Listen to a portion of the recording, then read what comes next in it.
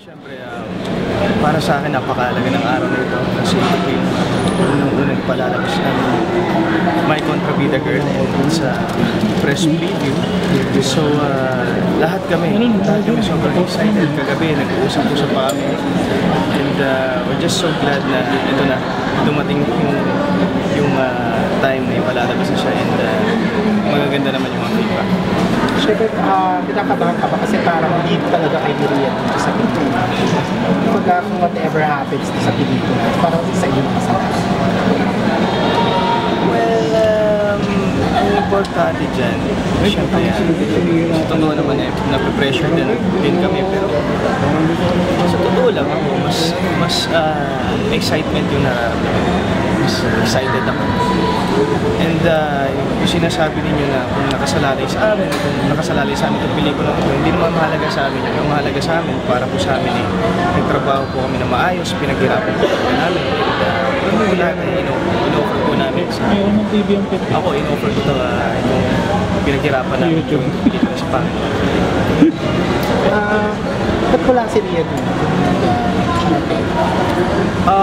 Nagkaroon ng conflict siguro sa schedule kasi hindi naman actually okay lang naman kasi hindi naman ito yung first day na hindi naman talaga ito yung premiere kumbaga press preview namin to bukas pa lang talaga yung premiere night namin siguro may si Rian siguro may schedule hindi lang ako sure VIP screening na talaga.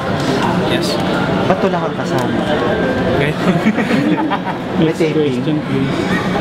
Actually kaya ngayon lang po ako dumating galing ako sa Batangas and may nangyari hindi ko na-expect na sobrang traffic talaga ng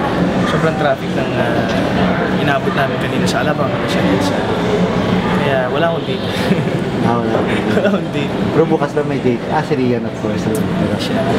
Pero sa birthday mo may date ka? sa birthday ko hindi ko na iniisip na magkaroon ng date kasi malaking celebration po yun so mas magko-concentrate na ako sa pag-prepare ng birthday ko. Pero ano yung mga in-expect mong darating? Of course, bakit kasi si Rian, si Chris Bernal, si Kylie, nag-commit naman sila. Yung iba nag-commit sa akin, yung iba baka hindi sila sigurado. Well, sa akin, basta makakarating man sila o hindi, salamat pa rin. At basta, kung darating sila, mas salamat, mas maganda. Si Kylie ba hindi sigurado? Inimbitahan ko rin. Hindi ka sure? Or nag-on siya sa'yo? Hindi rin siya sigurado kasi masyadong busy yung schedule niya. Bakit daw tawag niya na sa'yo ngayon Bumblebee? Matawag na daw niya sa'yo ngayon Bumblebee. After ng bubuyo. Wala nang sinabi ng Robin yung bubuyo. Bumblebee na. Sino sabi? Siya, na-interview namin siya. Nagulat kami, Bumblebee na tawag sa'yo. Parang kinikilig ka o hindi ba tayo? Natatawa lang ako. Si Bino naman. Oo, Bino naman. At least mas cute ngayon. Natatawa ako kasi siguro nagbibiro lang si Kyle. Pero nasabi yun na nga sa'yo. Ano reaction mo na sinabi sa'yo? Ngayon ko pala narinig. Ganon? Doon sa sa'yo ng Bumblebee. Tapos papa kung okay na doon sa'yo, papakilala ka niya sa kay Tita Bibi Gandang Hari. Oo. Oo naman. So gusto mo makilala si Tita Bibi? Oo naman. Kahit sino naman miyembro ng pamilya niya gusto mo makilala. Yun nga lang si Mr. Rusto. Bibi na ba? Bibi na. Si Bibi. Hindi ko pa kasi nakikita. Pero pag sabi doon ni Kylie, pag ipag-introduce ka lang niya, no? Sabi niya, Tita B, here's another B. Sabi daw niya. Sabi ko, type mo ba yun? Sinabi niya talaga yan? Oo.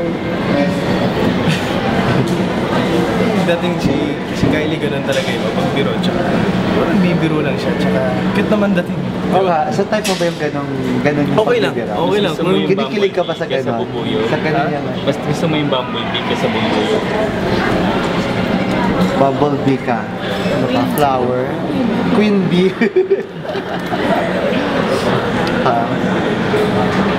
Bagay ka naman na maganda siyang bulaklak, di ba? Naisip ko, huwag na lang. Basta salamat na lang sa mga nadagdag pa na tawag sa akin. Nakakatuwa lang. Pero kung isang bulaklak nga talaga si Kylie, anong bulaklak siya para sa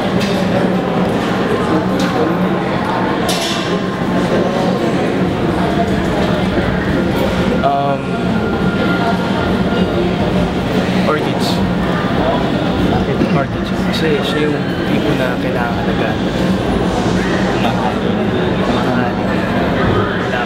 Hindi siya basta-basta tumutubo kahit sa Mamahalin na. rare lang yung orchids. Tsaka hindi siya mabubuhay kapag pinagalagaan.